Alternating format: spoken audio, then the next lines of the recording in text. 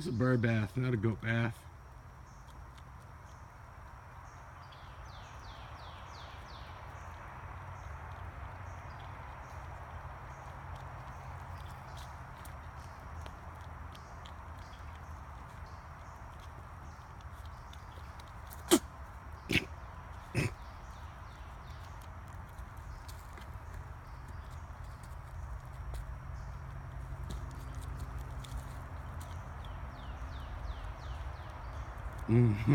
Oh wow, you got a big chunk. I don't like chewing on some moss.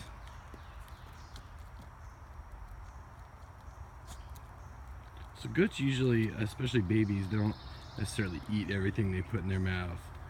They basically use their mouths like we use our hands. Everything kind of goes through the mouth. That's how they... Whoa!